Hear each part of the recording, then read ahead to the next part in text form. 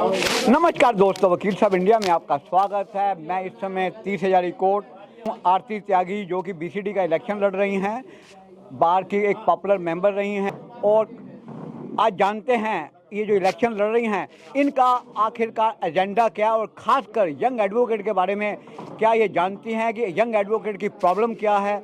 Ma'am नमस्कार, मुझे थोड़ा सा ये बताएंगे कि क्या आपको मालूम है कि जो यंग एडवोकेट की प्रॉब्लम क्या है? सर एक्चुअली जो न्यू एडवोकेट्स आते हैं, जो फ्रेशर्स आते हैं, उनके लिए जब स्टार्टिंग करनी होती है तो उन्हें बहुत प्रॉब्लम्स होती हैं स्टार्टिंग में, जैसे कि मैंने भी फेस की क्योंकि मैं भी फर्स्ट जनरेशन एडवोकेट हूँ। तो जो भी फर्स्ट जनरेशन एडवोकेट होते हैं उनको काफ़ी मुश्किलात आती हैं, जैसे कि चैम्बर से रिलेटेड आती हैं, सीट से रिलेटेड आती हैं, उनको बैठने के लिए सिटिंग की बहुत प्रॉब्लम्स रहती हैं जो एकदम से वो अरेंज नहीं कर पाते हैं। दूसरा ये होता है कि वो किसी सीनियर के अंडर में लगे होते हैं तो स्टाइपेंड का बहुत प्रॉब्लम्स आता है, जिसके लिए मुझे लगता है हम बीसीडी को सोचना चाहिए, जो कि मैं जब सीट पे आऊँगी तो मैं इसके लिए ज़रूर काम करूँगी। और मेरा पहला एजेंडा यही रहेगा कि जो ये प्रॉब्लम है जिसके लिए बच्चे को बहुत सफ़र करना पड़ता है स्टार्टिंग में आके, और वो फैमिली से ही अपना पैसे लेते रहते तो फैमिली वाले भी कब तक करेंगे, ऐसा वाला रहता है। तो कहीं ना कहीं बच्चे को स्टाइपेंड तो मिले जिससे कि आने जाने का जो खर्चा हो वो निकल जाए और जो भी उनके खर्चे होते हैं हल्के फुल्के वो भी निकल जाए। आपके पास कितने जूनियर हैं? मेरे पास अभी 10 जूनियर हैं जिनको मैं स्टाइपेंड भी देती हूँ और जो मैं उनका हर तरह से ख्याल रखती हूँ, चाहे मेडिकल से रिलेटेड कोई भी उनकी प्रॉब्लम होती है उसके लिए भी मैं हमेशा खड़ी रहती हूँ। उनकी फैमिली के लिए भी हम हमेशा खड़े होते हैं, बिल्कुल उनको फैमिली एटमॉस्फेयर हम देते हैं। मुझे लगता है सभी को एक फैमिली एटमॉस्फेयर देना चाहिए, क्योंकि ये जो हमारा प्रोफेशन है ये कोई ऐसा प्रोफेशन तो है नहीं, ये बिल्कुल एक फैमिली वाला प्रोफेशन है और हमें हर किसी को अपने फैमिली मेम्बर समझना चाहिए। आप समझते हैं कि दिल्ली सरकार की जो स्कीम मेडिक्लेम के बारे में जो है एनसीआर के एडवोकेट को वो बेनिफिट नहीं दिया जा रहा है क्योंकि वो दिल्ली के अंदर वोटर नहीं हैं? क्या आप नहीं मानते कि उनके साथ अन्याय हो रहा है, इनजस्टिस हो रहा है? इसके बाबत आप क्या करना चाहेंगे?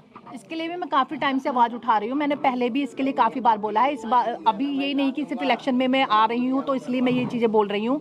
मैं पहले भी मैं हर मुद्दे को उठाती हूँ, जो भी मुद्दा मुझे लगता है कि सही है हमारे लिए, हमारे एडवोकेट फ्रेटर्निटी के लिए जो सही रहता है, मैं उस मुद्दे को जरूर उठाती हूँ। ये मुद्दा बहुत बड़ा है क्योंकि यहाँ पर सभी एडवोकेट है, सब एनरोल्ड है यहाँ पर इस तरह से जो डिस्क्रिमिनेशन हो रहा है वो नहीं होना चाहिए। आप समझते हैं कि हर रोज़ कहीं ना कहीं आकर वकीलों के ऊपर अटैक हो रहे हैं, कहीं ना कहीं कई बार पुलिस वाले थानों के अंदर ही बदतमीजियां कर रहे हैं, कभी कभी कोर्ट के अंदर भी हो पा रही है?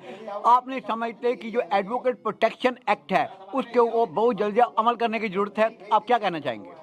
एक्चुअली जिस तरह से मैंने आपको बताया कि मैं जैसे वेलफेयर स्कीम के लिए आवाज़ उठा रही हूँ, उस तरह से मैंने एडवोकेट प्रोटेक्शन एक्ट के लिए काफ़ी टाइम से अपनी आवाज़ उठाई है। यहाँ तक कि अगर आप मेरे सोशल मीडिया देखेंगे तो उस पर भी मैंने काफ़ी लिखा है कि उसी के चलते एक परफॉर्मा भी तैयार हुआ था, कमेटी भी नियुक्त हुई थी और लॉ मिनिस्टर से भी बातचीत हुई थी, लेकिन उसके बाद भी उस पर कोई काम नहीं हुआ है सच।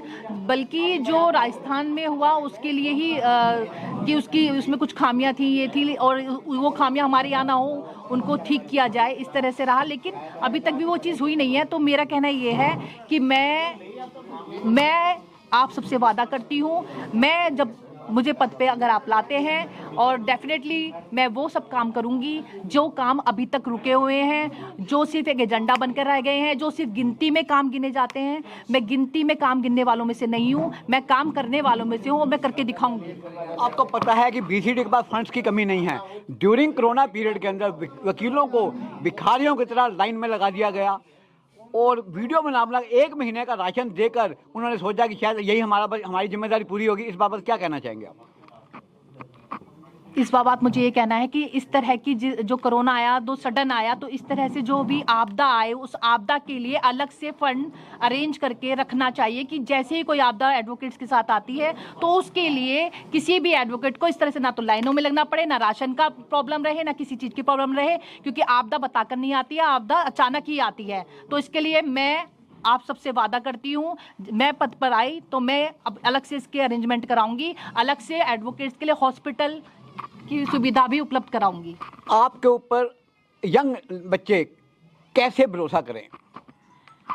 मेरे ऊपर यंग बच्चे ऐसे भरोसा कर सकते हैं क्योंकि यंग बच्चों ने मुझे देखा है कि मैंने एक एक चीज़ को ध्यान में रखती हूँ, क्योंकि मैं डाउन टू अर्थ रहती हूँ, मैं सबके बीच में रहती हूँ। मैं वो एडवोकेट नहीं हूँ या वो नेता नहीं हूँ कि जो जाएं और सीट पे बैठ जाए उसके बाद देखते भी नहीं है। मैं वो नहीं हूँ, मैं सबके बीच में रहती हूँ। जो भी मुद्दा होता है उसको सबसे पहले मैं उठाती हूँ, चाहे वो जितने भी फ्रेशर्स का मुद्दा हो, चाहे वो किसी सीनियर का मुद्दा हो, या कोई भी हमारी फैमिली लीगल फैमिली का मुद्दा हो, उसके लिए मैं सबसे आगे रहती हूँ। तो मुझे लगता है कि यंग को मुझे चुनना चाहिए और मुझे लेकर आना चाहिए, जिससे कि मैं आप लोगों की आवाज़ बन सकूं। मैम, आप आरती त्यागी जी को कब से जानती हैं? मैं आरती त्यागी जी की एसोसिएट हूँ। आप इनकी बातों से कितना इत्तेफाक रखती हैं? सर, मैं इनके साथ रही हूँ तो मैंने इनका जज्बा देखा है और इनका काम भी देखती हूँ, किस तरीके से ये सबको हेल्प करती हैं, सबको सपोर्ट करती हैं, वकीलों के हित क्या के। इनके ऊपर भरोसा किया जा सकता है? सब बिल्कुल भरोसा किया जा सकता है। 10 में से कितना मार्क्स देना चाहेंगे आप इनको? सर, मैं तो 10 में से 10 ही मार्क्स दूंगी इनको। नहीं, ये ज़्यादा नहीं हो जाएंगे? नहीं सर, बिल्कुल ज़्यादा नहीं होंगे सर। एक बार भरोसा करेंगे तो सर पता चलेगा 10 में से 10 मार्क्स के लायक ये हैं। Thank you very much. आप लोगों को मेरी गुड विशेस आपके साथ है। परमात्मा करे आप जल्दी से जल्दी बीसीडी के मेंबर बने और जो मेंबर की जो ग्रीवेंसेस है वो दूर कर पाएँ, और या खासकर उन बच्चों के बारे में, यंग बच्चों के बारे में आप उसका मालूम। Thank you.